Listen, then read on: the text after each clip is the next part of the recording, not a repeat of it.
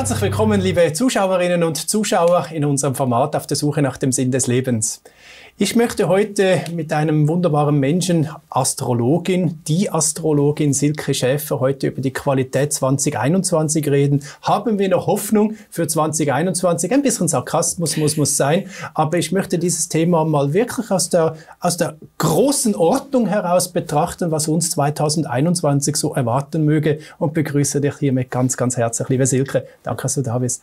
Hallo Alexander, danke schön. Gibt's noch Hoffnung? Sag's! Ja, natürlich, klar. Immer. Ja, immer. Ja, aber die Zeit, wie wir uns jetzt gerade befinden, wo einfach Tag für Tag nur negative Informationen über uns hinausgeschüttet werden, macht ja auch etwas aus uns. Also viele Leute vertrauen auch diesen ganzen Informationen, die sie hören. Und das verändert uns ja. Und ich glaube, sehr viel Trübsal im Volk draußen zu lesen und zu sehen. Also eine sehr, sehr destruktive Energie. Und ich möchte eigentlich, dass es aufblüht, dass wir Menschen uns entfalten können. Freude, Dankbarkeit, Liebe leben dürfen. Wie sieht das aus Richtung 2021?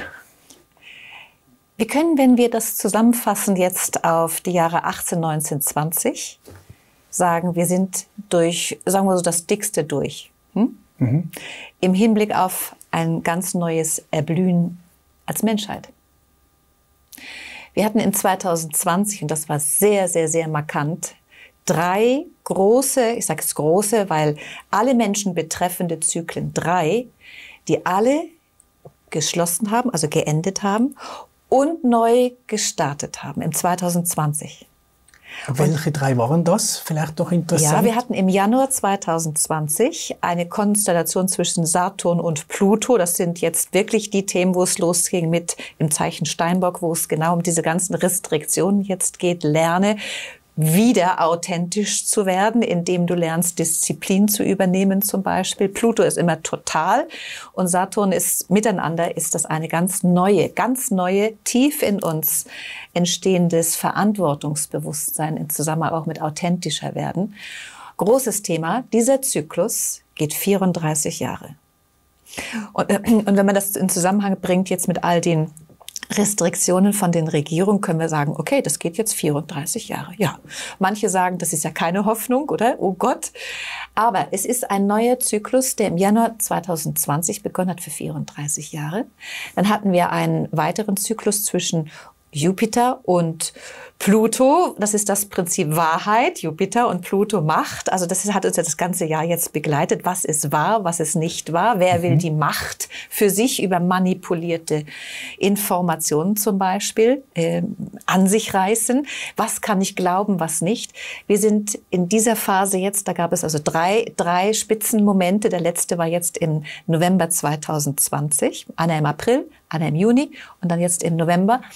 Und diese Phase gilt jetzt für die nächsten 13 Jahre. Ein 13-jähriger Zyklus auf der Suche, nicht nur nach dem Sinn des Lebens, das ist ein Thema, sondern auf der Suche nach der Wahrheit. Was ist wirklich wahr? Und Thema Fake News, Information, Desinformation gehört alles in diesen Zyklus.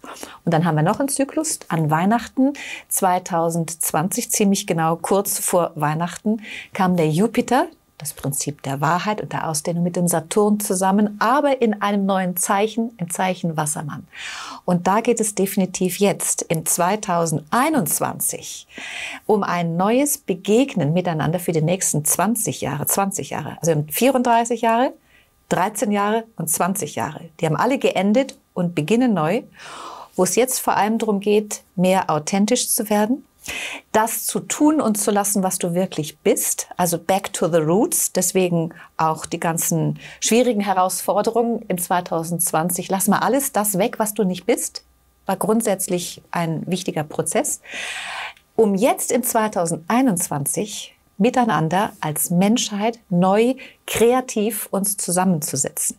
Was aber dazu kommt, ist, alle Systeme werden jetzt geprüft. Das ist jetzt der nächste Schritt. Systeme, alle.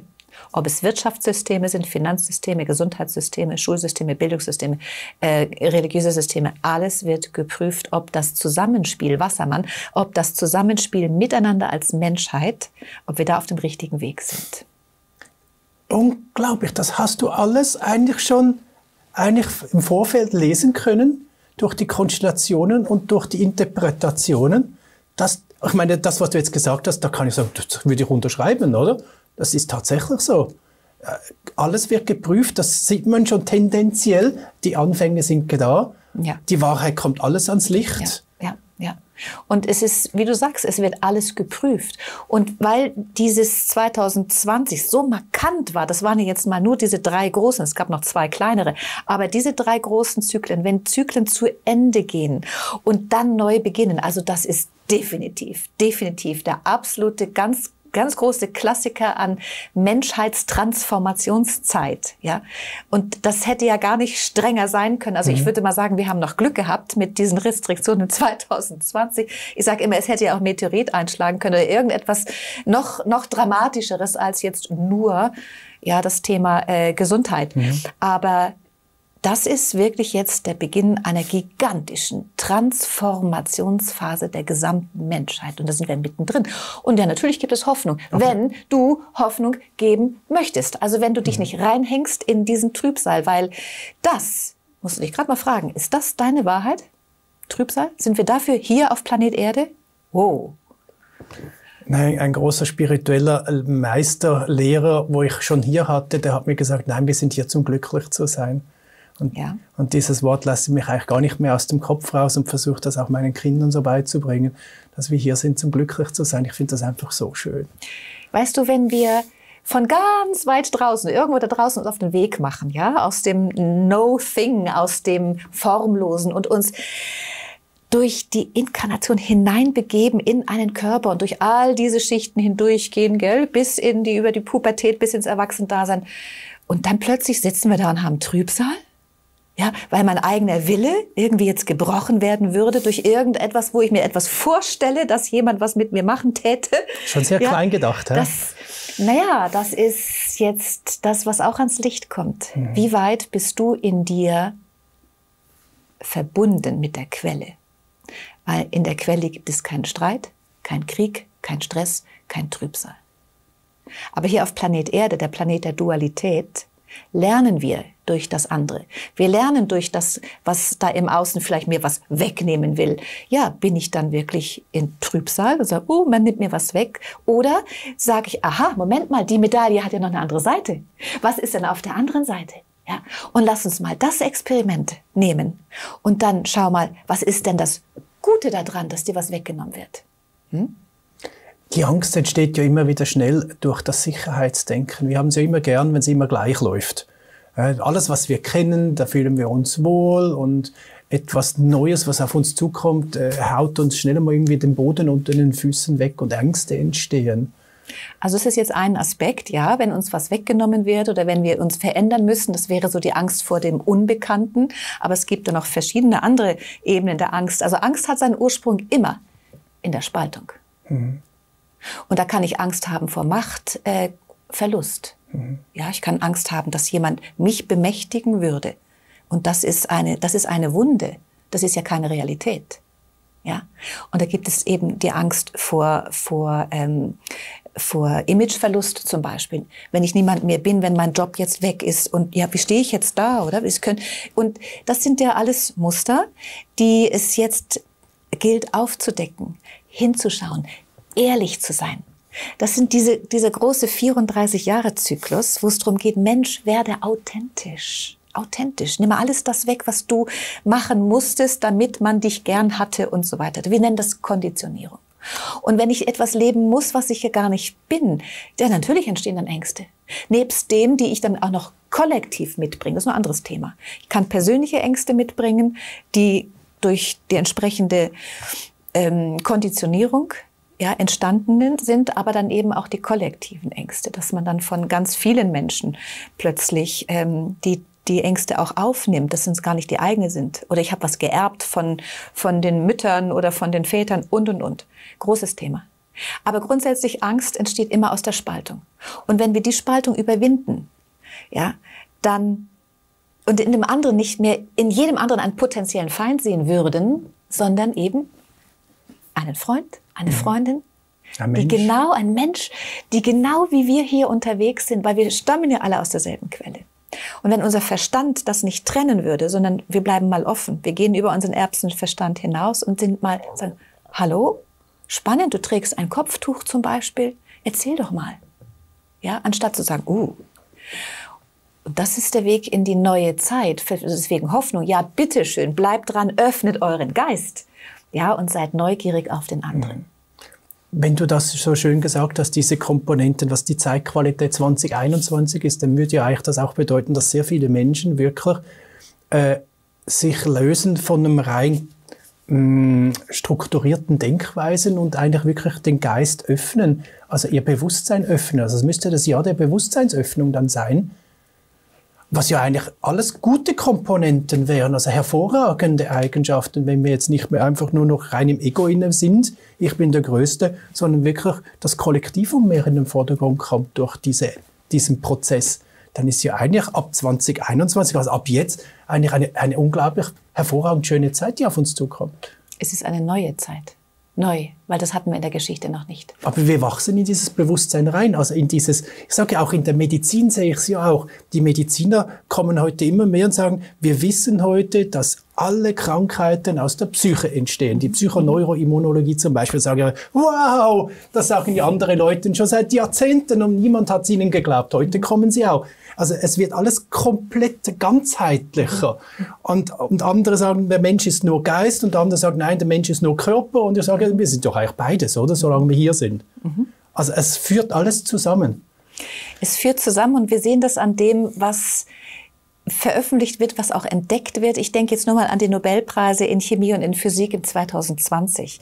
Da wurde der Nobelpreis für die Fotografie des Schwarzen Loches ausgegeben. Und das ist nur möglich gewesen, das ist die Symbolik da drin, dass ganz viele Teleskope, ich weiß nicht wie viele, aber ganz viele Teleskope auf der Welt miteinander zusammen synchronisiert wurden, um das zu fotografieren. Ein Einzelner kann das gar nicht. Und darin liegt die gesamte Symbolik der neuen Zeit, dass wir miteinander weltweit zusammenkommen sollten, ja, um zum Beispiel ein Projekt zu lancieren. Es geht ganz vieles in diese Richtung, dass wir das Know-how auch von Menschen, die anders aussehen, die anders denken zum Beispiel, dass wir das nutzen können als kreative Kraft und dann etwas Neues entstehen lassen, was es noch gar nie gegeben hat. Das heißt, wir begeben uns jetzt ab 2021 auf sehr, sehr unbekanntes Terrain.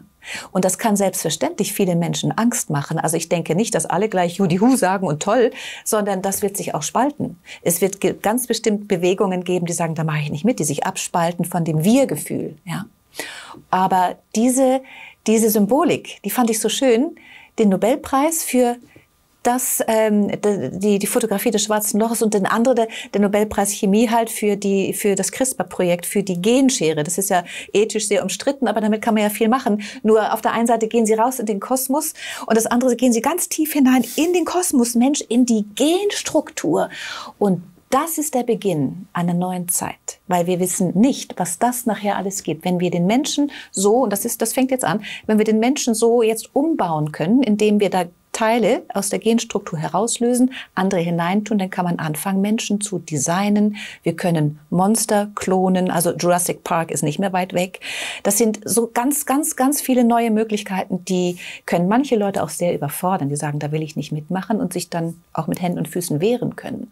Aber weil das Thema Hoffnung jetzt im Raum stand, selbstverständlich Hoffnung deswegen, weil es geht weiter.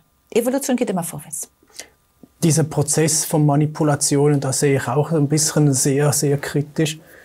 Ich denke mir immer wieder, die Natur ist perfekt. Ich denke, alles, was gebaut wurde, sei es vom lieben Gott oder egal, wie man es nennt, die Natur ist perfekt. Und wenn der Mensch anfängt, in der Natur etwas zu verändern oder zu manipulieren, dann habe ich ein bisschen Respekt davor.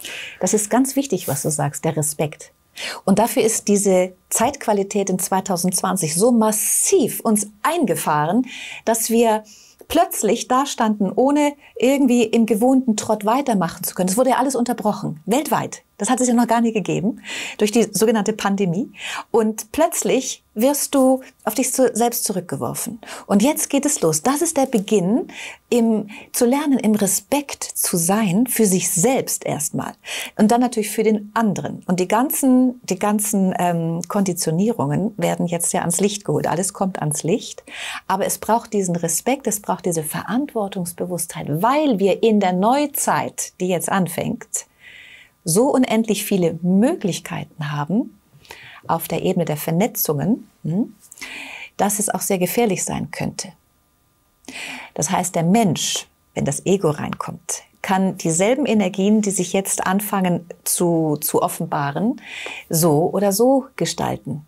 Umso wichtiger ist es, dass wir als Menschen aufwachen, sagt man ja, uns bewusster werden, respektvoll miteinander umgehen, und zwar nicht nur die da draußen oder die Regierung, sondern zu Hause, in der Familie, am Arbeitsplatz. Ja, da geht's los. In den ganz einfachen alltäglichen Themen mit Respekt und Würde, auch vor allem den kleinen Kindern gegenüber. Es ist mir immer ganz wichtig, denen gegenüber zu begegnen und das zu praktizieren.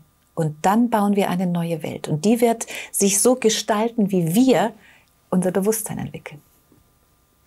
Und die Kraft des persönlichen Egos, reduziert sich das 2021 von solchen Menschen, die vielleicht eben auch manipulativ agieren würden? Wie siehst du das? Ist die Kraft dahinter aus der Konstellation, wie auch immer du das alles anschauen kannst, geht das zurück? Es wird, sagen wir mal so, wir haben zwei ganz große Global Player da draußen, und zwar meine ich jetzt von den Planeten, den Uranus und den Saturn. Ja. Und die sind miteinander in sogenannten Spannungen, ja. Und das hat ganz viel zu tun mit einem neuen Wertebewusstsein. Im Zeichen Stier gibt es zu kompletten Umwälzungen und Werte.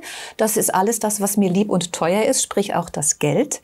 Und wenn es nachher um das Finanzsystem geht, was sich jetzt ja gerade in Richtung digital und so weiter entwickelt, und wir plötzlich zum Thema Werte, Bewusstsein oder auch Finanzen, ja, nicht mehr im gewohnten Maße miteinander wirtschaften können, das wird vieles machen mit den Leuten. Das kann das Ego der Menschen verstärken und noch mehr Angst.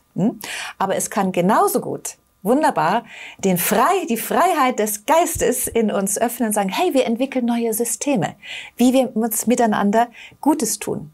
Und Wirtschaften und auch das Thema des Schenkens, das wird ein ganz großes Thema, des Teilens miteinander und. Ob das Ego der Menschen zurückgeht, das sehe ich nicht.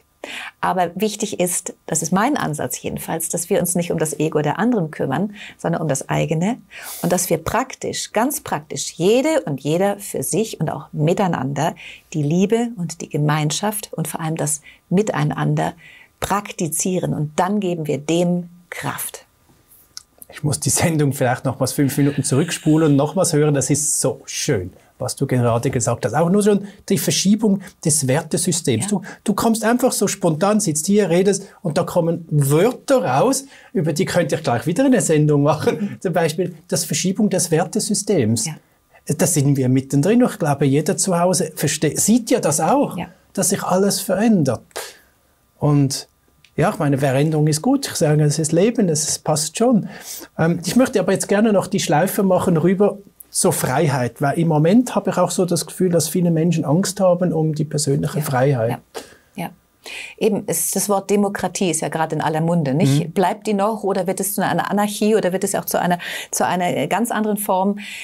Die Freiheit, wo fängt die an? Ja? Und die Freiheit fängt in dem Moment an, wenn du dir bewusst bist, dass du wählen kannst. Das ist ganz wichtig, dass ich eine Wahl habe. Nicht, dass ich wählen gehe, jetzt politisch zum Beispiel, sondern dass ich eine Wahl habe. Ich kann mich entscheiden, ja, für das eine oder für das andere oder auch gegen etwas, ja, aber ich kann wählen. Und in dem Moment, wo ich mich in meiner eigenen Möglichkeitsform beschränke, oder beschränken lasse, wo es heißt, jetzt das und das darfst du jetzt nicht mehr, jetzt da ist ein Verbotsschild und da geht nicht mehr, und du steigst da drauf ein in Form von, oh, das kann ich nicht mehr, das darf ich nicht mehr, da wird mir etwas genommen, bin ich nicht mehr in meiner Kraft. Aber die Freiheit setzt da an, wo ich denke, okay, da ist jetzt ein Verbotsschild, gut, wo ist der nächste Weg? Ja, es geht immer weiter. Und diese Freiheit, das ist eine Freiheit des Geistes. Und das hat sehr viel mit der Wassermann-Energie zu tun. Und Achtung, die Wassermann-Energie wird für die nächsten insgesamt fast 20 Jahre, bis 2054, wird die sehr stark, immer mehr, sagen wir so, unterstützt. Also die Freiheit des Geistes mit all den Möglichkeiten, die der Geist uns auch noch gibt, inklusive Telepathie und alles, was mit Tele zu tun hat, was wir überhaupt noch gar nicht kennen, also Science Fiction lässt grüßen. Das ist ein Weg der Menschheit, der jetzt vor uns liegt. Aber das ist ja wieder ein segenreicher Weg. Also wir können es so sehen, wir können sagen, alles gut, wir können auch sagen, alles schlecht. Ich würde das mal neutral halten, weil es ist der Weg des Universums. Und wir tun daraus, was immer wir tun wollen mit dieser Energie. Ja. Aha. Aber ich sehe sehr viel Hoffnung und Kraft eigentlich da drin, wenn diese Tendenzen und Neigungen eigentlich in großen Flächen immer größer und stärker gelebt wird, dann erkennt man ja auch sehr schnell die Manipulation, die Lüge. Man kann unterscheiden zwischen wahr und unwahr und man kann eigentlich durch das sehr schnell eigentlich alles an die Oberfläche bringen. Ja, das geht ganz schnell. Wir hatten auch irgendwo mal gesprochen, das ist so schnell, die Zeit jetzt, die Frequenzen werden schneller. Kaum gedacht, schon da, schon manifestiert. Ja, oh ja Gott. Und wir alle kennen das Internet. Das ist ja auch ein äußeres Symbol für eine innere Vernetzung. Ich spreche vom Internet. Vom Internet. Wir sind ja multidimensionale Wesen. Wir haben es nur vergessen. Und wir fangen an, uns wieder zu erinnern. Und ich kenne solche Phasen, wo die Synapsen anfangen wieder zu feuern, wo alles schneller wird. Also das ist jetzt, ich sage jetzt nicht einfach so aus der Theorie was, sondern ich kenne das ganz praktisch. Und wenn du anfängst, dich wieder zu erinnern und mit dem Ego, ja, mit dem Ich, mit dem abgespaltenen Ich, so langsam, das kann schmelzen, ja, das kann schmelzen, indem du, ich kann mein Ich nehmen als ausführendes Element, aber nicht als das Führende. Ja, nicht, dass das Ego über mich herrscht und mich im Griff hat, sondern dass ich lerne, es zu führen durch Beobachten. Und durch das Internet, wir fangen an, immer mehr innen drin uns zu vernetzen, kann das Äußere, das Internet überhaupt erst entstehen. Das sind für mich fantastische Synchronizitäten, die da erkennbar sind. Und dadurch, dass wir ja erst seit 1990 das Internet überhaupt haben, ja, das sichtbar wurde, es ist ja erst ganz kurz im Feld, aber wir haben schon so viele Möglichkeiten, uns als Menschheit miteinander zu unterhalten. Das gab es ja bis vor kurzem noch gar nicht. Deswegen sehe ich da eben auch nicht, ich sehe viel mehr als Hoffnung, das ist der Weg in eine neue Zeit. Weil wir erkennen uns plötzlich als Menschheit. Aber der spaltende Geist, dass man sagt, ja, die da sind besser oder die sind schlechter und so, der ist der ist halt immer noch drin. Aber je mehr Menschen das Internet durch das Internet erkennen, was das für eine Gelegenheit ist, einen Impuls der Liebe hineinzugeben ins Netz, gute Berichte zu posten, also gute im Sinne von aufstellende, von Herzen kommende, ja, Informationen geben, die andere Menschen aufstellen, die aus der Quelle kommen. Und das andere ist halt das Spaltende, das Trübsalblasende, sich nicht in seiner Kraft fühlende, ja, und sich herunterziehen lassende. Damit kann man auch mitgehen und das ist auch im Netz drin. Die Frage ist, wie entscheidest du dich? Und da liegt die Freiheit. Aber dafür müssen wir erstmal wissen, dass wir wählen können. Du kannst den Knopf an deinem Handy ausstellen. Du kannst ihn auch bewusst wieder einstellen und sagen, so, ich klicke jetzt nicht die scheußlichen Nachrichten und gebe denen damit Kraft oder Klickzahlen. Das passiert ja alles über Klickzahlen. Wenn wir keine Klickzahlen mehr geben an diese ganzen Scheußlichkeiten, dann werden die eingestellt werden. Das sind geistige Gesetze. Wir sind aber noch ein bisschen süchtig nach solchen negativen Informationen. Siehst du, und da sind wir halt bei den Prägungen oder bei dem, was wir Ego nennen. Das kann ich eben nicht sehen, ob das zurückgeht. Aber wir können alle etwas tun. Und du machst jetzt etwas, du erreichst sehr viele Menschen mit deinem Sender. Und so gibt es immer mehr Menschen, die auch andere Leute erreichen, die wirklich mit Herzbotschaften kommen. Ja, und nicht nur das Scheußliche verstärken. Also wir haben die Wahl. Und wir haben auch als Konsumenten die Wahl, was will ich unterstützen und was nicht. Ich finde diese Sendung 2021 eine unglaublich tolle und hoffnungsvolle Sendung. Also das Fazit, gibt's noch Hoffnung, liebe Zuschauerinnen und Zuschauer? Ich habe sie so verstanden, es ist super gutes 2021. Es tut sich unglaublich viel auf. Wir haben alle Möglichkeiten selbst in der Hand, aus diesem Potenzial von Energien etwas zu schöpfen. Ja. Das liegt an uns, wie 2021 wird. Und es ist nichts bestimmt, aber wir hätten die besten Voraussetzungen. Es ist natürlich, ich höre gerade schon wieder die Kritiker im Ohr, die sagen, jetzt reden die viel und sagen nichts. Ja, Das ist so. Wenn wir die Energiesprache sprechen, dann werden wir nicht unbedingt konkret, dass das und das und das passiert. Das will ja der Verstand wissen. Aber, das hast du sehr schön zusammengefasst, wir können die Energie sehen. Und die Energie mit so viel, also mit einem 20-Jahre-Zyklus in Zusammenhang mit der Wassermann-Energie, wo es um das höhere Wir geht, dass wir uns erkennen als eine Menschheit. Das fängt jetzt an für die nächsten 20 Jahre. Also wer da jetzt keine Hoffnung hätte, da würde ich sagen, ja, okay, dann gehst du noch eine Runde wieder schlafen, ja. Aber da fängt was ganz, ganz Brillantes an und wir können es nutzen. Das Zauberwort ist, vernetze dich mit den richtigen Menschen. Danke. Und für die Leute, die meinen, wir hätten jetzt nichts gesagt, muss ich vielleicht sagen, man muss natürlich unterscheiden zwischen einer Profi-Astrologin, wo du eine bist, die einfach wirklich die Zeichen lesen kann und letztendlich uns einfach zeigt, wo das Potenzial steckt. Und darum finde ich eigentlich das, was du gesagt hast heute, oder ich vielleicht versucht habe zusammenfassen, unglaublich vielsagend. Man muss es einfach nur verstehen. Und sonst kann ich nur empfehlen, einfach unsere wunderbaren Sendungen mit Silke Schäfer einfach nochmals anzuschauen. Wir haben zahlreiche schon gemacht über die Astrologie, wo ich selber nur wirklich mit kleinen, staunenden Kinderaugen hier nur hingesehen hat und gesehen hat, mein Gott, das ist einfach unglaublich, wenn man es professionell macht und professionell das gestudiert hat, was dahinter steckt und diese Zeichen zu deuten, jetzt für uns 2021 und diese hoffnungsvollen Worte gehört zu haben. Ich finde das wunderbar. Liebe Silke, danke vielmals und Ihnen auch fürs Zuschauen. Alles Gute, bis ein anderes Mal. Auf Wiedersehen miteinander.